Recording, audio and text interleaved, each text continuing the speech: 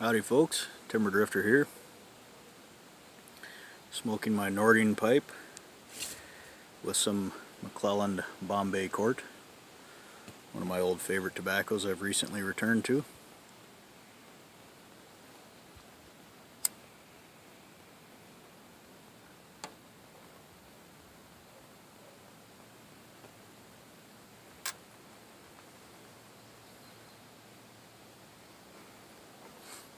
So I took a ride over to the St. Germain flea market today. I usually go 5 or 6 times throughout the summer. This year it's only my second visit. And the St. Germain flea market's the biggest one in the area here. If you're a vendor, if you want to sell things, that's the one to go to. And if you like to buy things, that's also the one to go to. Although you can get some good deals at other flea markets. There's just a whole lot of stuff there. It takes me about an hour and a half just to walk through the place. But I had an excellent ride over. It's great roads from where I live over to there. Just rolling along at 50 miles an hour, getting the good gas mileage, hardly anyone else on the road, puffing away on a pipe, wind blowing through the windows, beautiful scenery.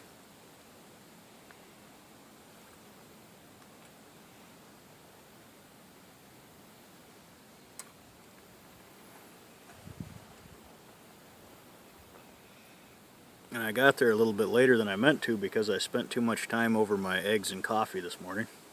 So the parking lots, that's right, parking lots, there's 3 of them, were totally full.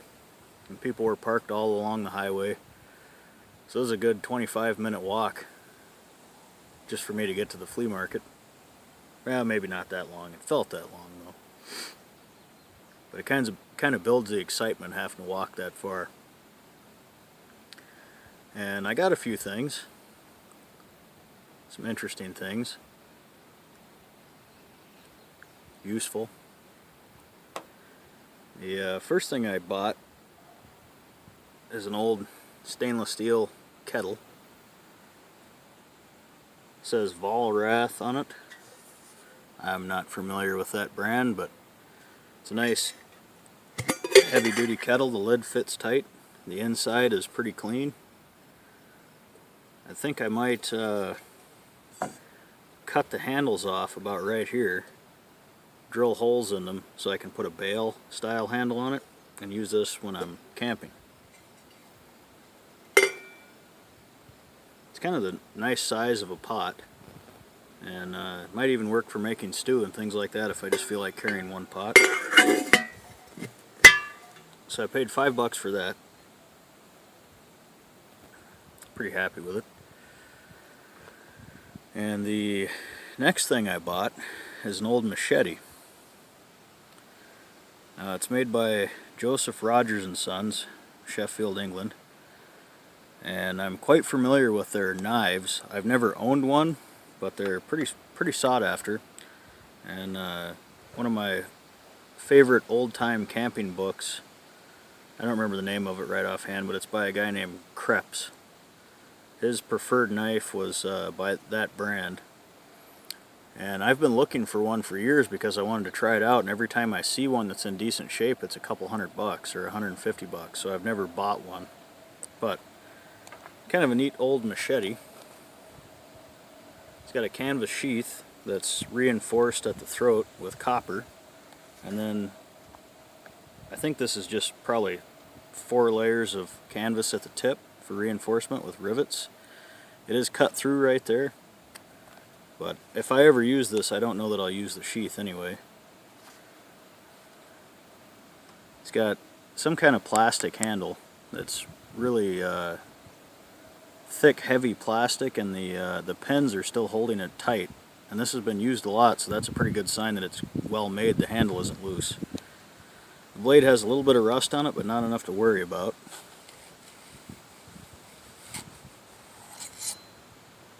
And it's really not dinged up too much on the edge, which is also a good sign. Most of the spots where the edge is turned is on the tip, as you'd expect. But it's not bent, still pretty straight. And the stamp is kind of interesting. All the Joseph Rogers and Sons cutlery to His Majesty, Sheffield, England. All the knives I've seen have stamped blades, and this has an etched mark on the blade. I mean, the blades aren't stamped, but the maker's mark is. This one's etched, so I'll pull that up so you can take a look at it. It says 1945 on it, but I kind of doubt that was when it was made. I'll have to look into it. But just has a really good feel. The blade is fairly thick. It's definitely not flimsy. In fact, there's not a whole lot of flex in it, just a little bit.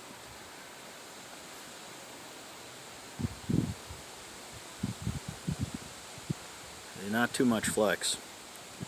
But it's just a really quality made piece. I've never owned a machete that's this well made. It still has traces of the original coating on there. I don't know if that was some kind of a heavy bluing or what that is, but there's traces of it on the blade. But the sheath really impresses me, even though it's cut through right here. Still impresses me with the quality of it. Look at that reinforced throat. And then on the sheath it's also stamped, or has things stamped on there. Can't quite read it. But I'll look into it and see when this was made, if I can find out. And if it's worth more than I paid for it, which was 35 bucks. The guy had 40 on it, but he saw me looking at it and offered 35. If it's worth more than that, I might sell it. If not, I'll just keep it, because it's really nice. And it fits my hand amazingly well.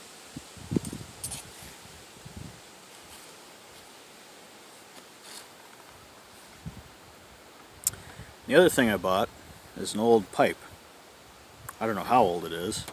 Maybe someone else out there knows. It's got some teeth marks on it, but they're not really bad. And this one had a $20 price tag on it, and I didn't pay that much for it. I paid $5. It was in a case with a bunch of other things, tobacco related items, cigar holders and things like that. But it says Thornycroft, made in England. It's got 130 stamped on the stem, and then it has a mark, a diamond with 3 B's inside of it, and it says own make.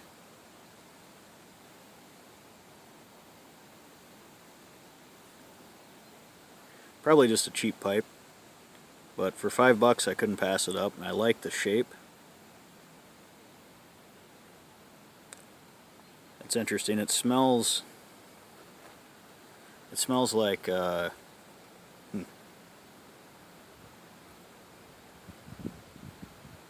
don't know, it's a familiar smell for old pipes that I've handled. I don't quite identify it. It's not Captain Black or something like that, but it's definitely a sweeter smelling tobacco. So it would be neat to pair this British pipe and this British machete with an old 303 jungle carbine, if I could find one. I think that'd be kind of fun. But I have to wonder where this thing was carried, how old it is, what jungles this thing was in. It's just really neat. I love old blades, especially nice ones.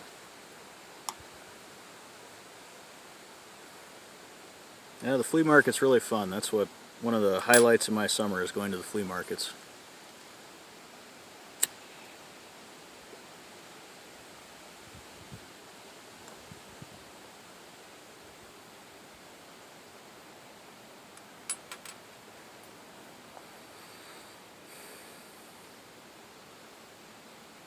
And I'm not at the flea market now because I don't like making videos where there's a whole bunch of other people walking around.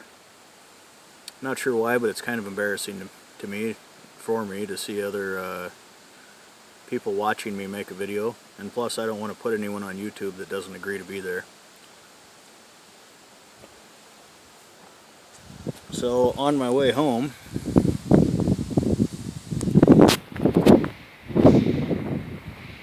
now it's getting a little windy, but on my way home here I stopped by the parking area for my fire tower. Had to mark my territory, you know. So that is, I don't know if this will pick it up or not. Oh yeah, there it is, right there. That little guy right there is my fire tower. Pretty high up there.